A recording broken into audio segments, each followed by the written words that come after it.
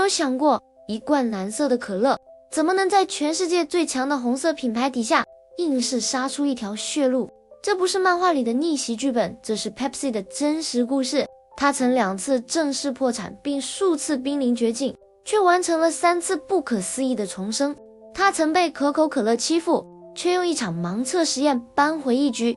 它甚至和苏联做交易，在 NBA 和嘻哈文化中插旗成功。这个品牌的历史不是单纯的汽水故事，而是一场100年商业斗争，一部饮料界的宫斗剧。来，我们从头说起，故事要回到1893年美国北卡罗来纳州，一个名叫 Caleb Bradham 的药剂师在自家药局里搞了个小实验。他想做一款好喝又能助消化的饮料，于是他把糖、香草、可乐果、柠檬油等材料混在一起，调出了一种新口味，这就是 Pepsi 的前身，最早叫做 Bread Drink。 是不是听起来很像今天的功能饮料名字？不过2年后他改了个更朗朗上口的名字 Pepsi Cola， 灵感来自 dyspepsia， 也就是消化不良。他本来是想做成保健饮料，没想到最后竟成了全世界年轻人最爱喝的快乐水。1902年 Bradham 成立了 Pepsi Cola 公司，开始大规模生产。在百事成立初期，可口可乐就展现了极强的霸凌姿态。他在法庭上发起了一场旷日持久的运动，试图阻止所有包含 Cola 字眼的竞争对手，包括百事使用这个词。虽然最终百事赢得了使用权，但这些法律战术极大地拖延了百事的发展速度，也为其挑战者的身份埋下了伏笔。但命运很快就开了个玩笑。第一次世界大战后，糖价暴涨， Bradham 赌了一把，囤了一大堆糖，结果糖价瞬间跳水，他血本无归。1923年 Pepsi 第一次宣布破产，接下来10年 Pepsi 换了几任老板，跌跌撞撞，连年亏损。到1931年，公司再次宣告正式破产，这是第2次。然而这次危机远未结束，公司在1932年曾寻求被可口可乐收购，但遭拒绝，直到1933到1934年仍在死亡边缘苦苦挣扎。但就在濒临第3次被清算的边缘，一位名叫 Charles Good 的糖果公司高层看中了 Pepsi 的潜力，他买下公司，把自己工厂里的饮料渠道全部换成 Pepsi， 同时推出超狠操作。当时可口可乐几十年如一日的坚持5美分一瓶的传统通常是 6.5 盎司，而百事则另辟蹊径，直接推出了10美分12盎司的大瓶装，相当于同样的前10美分。Pepsi 比可口可乐多出了将近1倍的容量，一句广告词火遍全美， Twice as much for a nickel to Pepsi Cola is the drink for you。 这句广告词直译就是同样的5分钱能买双倍分量。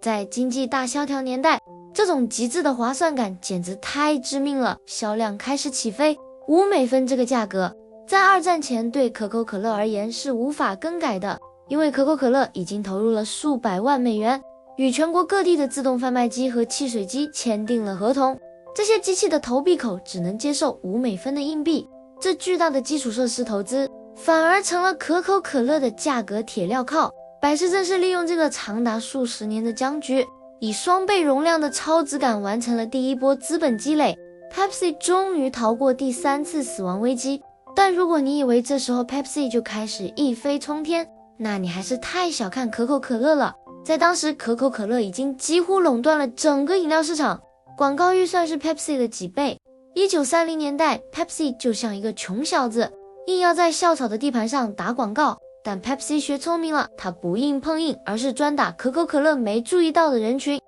这一切要归功于当时百事公司的领军人物，首席执行官 CEO Walter Mack。 在 Walter Mack 的领导下，百事开始打破传统。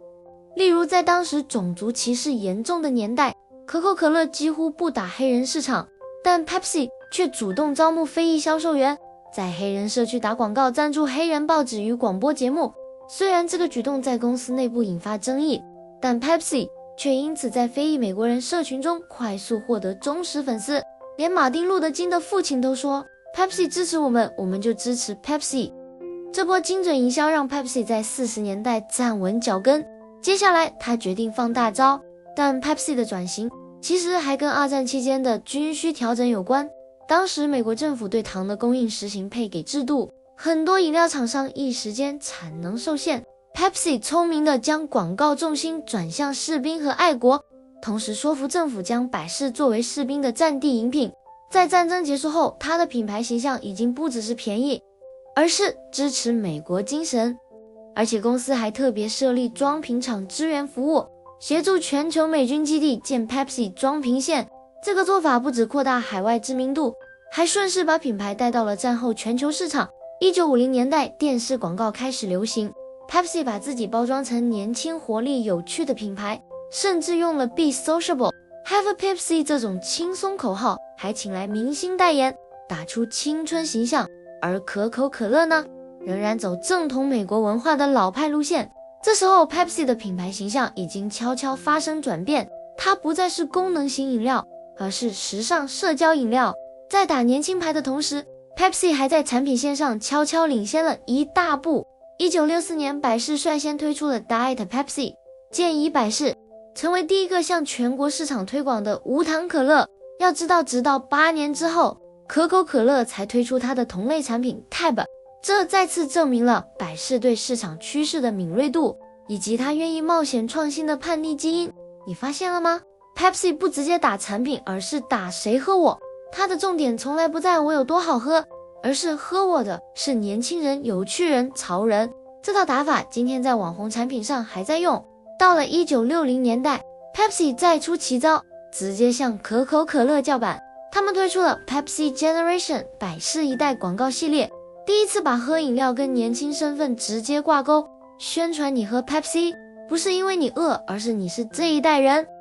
这是什么概念？就像今天说买电动车不是为了环保，是因为你跟得上未来。 Pepsi 彻底和青春文化绑定，越来越多明星开始和 Pepsi 合作。比如1960年代请来性感女神 Joan Crawford， 她不只是代言人，还是 Pepsi 董事长的夫人。到了1975年， Pepsi 干了一件轰动全美的事，他们发起了 Pepsi Challenge 百事挑战，一场街头盲测实验，现场请人盲喝2杯没有标签的可乐，然后问你更喜欢哪一杯。结果很多人选了 Pepsi， 广告片直接放出这些受访者的反应：我本来是 Coke 粉，但我竟然选了 Pepsi， 味道更清爽。 Pepsi 瞬间一炮而红，盲测胜可口成了最强的公关武器，这是 Pepsi 历史上最重要的转折点之一。但别以为可口可乐就此败下阵来，他马上做了一件史诗级别的骚操作。很多人都说喝了 Pepsi 才发现，其实我好像更喜欢这个味道。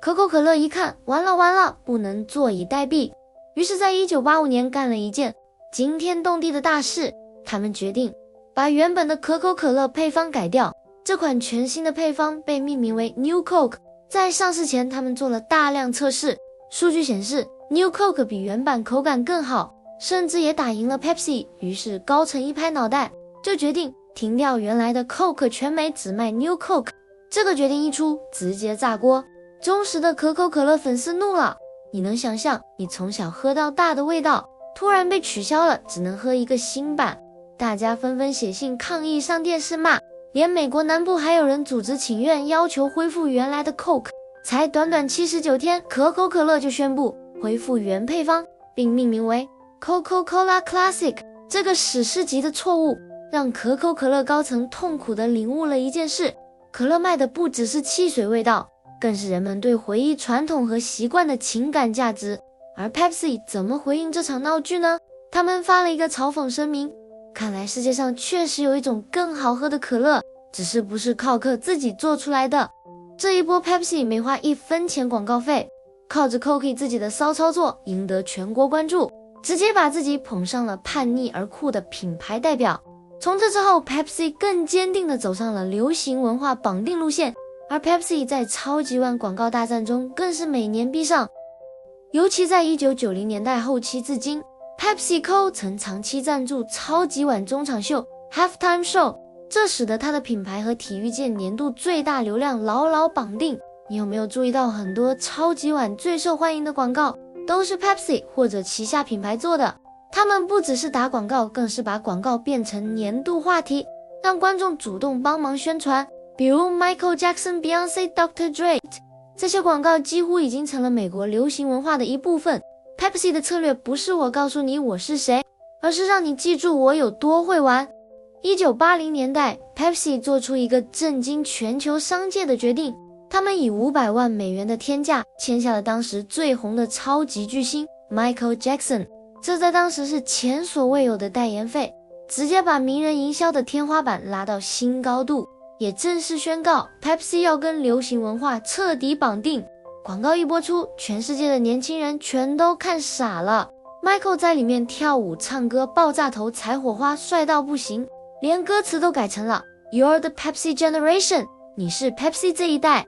百事明确地告诉了世界，他们不惜一切代价也要成为流行文化的主宰者。而 Pepsi 也没停下脚步，后续找来碧昂斯、布兰妮、小甜甜、杰斯汀 P、耐克，甚至到后来的 Blackpink、Doja Cat， 全都帮 Pepsi 打造了一套独特的流行标签。你会发现可口可乐打的是家庭传统，圣诞老人一起团聚， Pepsi 打的是潮流明星叛逆年轻的自我表达，这是完全两种品牌哲学，而这套哲学甚至在现实世界也打得火热。你知道吗？可口可乐不止在广告上压制 Pepsi， 连许多连锁餐厅、电影院甚至航空公司都签下了排他协议。像在美国航空航班上，乘客常常会问，你们有 Pepsi 吗？空服员微笑回应，我们只有 Coke。 Pepsi 当然知道这些事，但他没有硬来，而是在广告中直接回击一句狠话，我们不卖给每一架飞机，我们只卖给懂的人。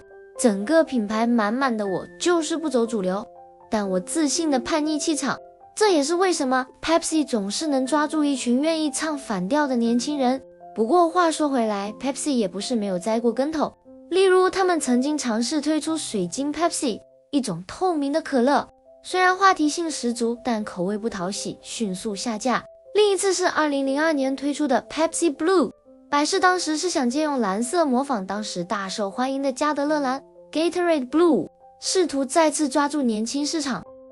然而这种带有蓝莓和热带水果风味的可乐，最终还是因为不符合主流口味，迅速退出了市场。还有 Pepsi Twist、Pepsi Cola， 这些创新饮品虽然有特色，但大多昙花一现。而在市场竞争上， Pepsi 虽然一直是 No.2， 但和可口可乐的差距依然明显，尤其是在纯可乐这一品类，可口可乐依然是全球第一，但 Pepsi 早就不只靠一瓶可乐活着了。他们转头收购了大量零食和饮料品牌，像雷亚斯、乐事、Doritos、多利多滋、奎可、桂格、Gatorade、加德乐、Tropicana 果汁。今天的 PepsiCo 是一家年营收超过800亿美元的食品巨头，全球第2大食品饮料公司，仅次于雀巢。除了零食， Pepsi 还干过一件很多人可能忘了的事，它曾经是 KFC、Pizza Hut 和 Taco Bell 的母公司。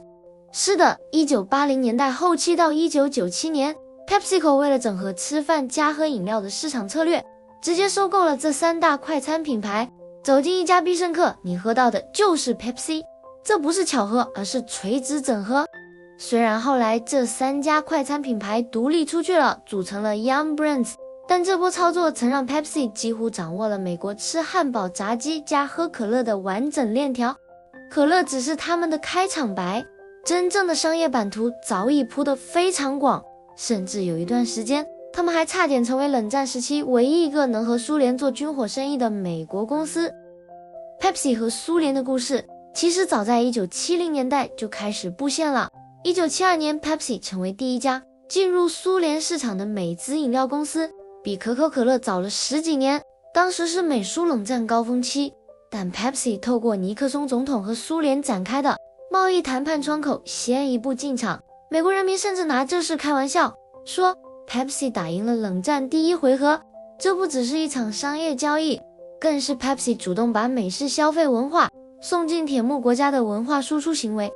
在大约1989年 Pepsi 跟苏联谈了一个史无前例的易货贸易，苏联用军舰和伏特加来换取百事可乐浓缩液。这交易背后的原因是，当时苏联卢布不被国际市场接受，缺乏外汇，为了让百事继续在苏联销售，他们只能用实物来支付。在这笔交易中， Pepsi 获得了包括一艘护卫舰、一艘巡洋舰、一艘驱逐舰、以及一艘潜艇在内的一批舰船，这让 Pepsi 一度成为全球拥有军舰数量最多的美国公司之一。虽然这些船后来被转卖，但这场用军舰换可乐的传说级交易，至今仍是商业史上最狂野、最不可思议的操作，完美诠释了百事作为挑战者的冒险精神。而到了21世纪的今天， Pepsi 依然没有停止进化，他们大力投资环保可乐瓶、无糖饮料、植物基产品，还在 TikTok、Instagram 等社群平台玩得风生水起。 Pepsi 知道自己永远是挑战者身份，而挑战者的魅力就在于永远不放弃下一次逆袭的可能。结尾一句话总结 Pepsi 这家公司，它是商业战场上的蓝色刺客，是从3次破产里爬起来的不屈品牌，是从药剂师小发明成长为全球消费巨头的真实奇迹。在可口可乐主导的世界里， Pepsi 用100年时间证明了，你不一定要做第一名，但你可以成为最有性格的那个。这就是 Pepsi 的故事。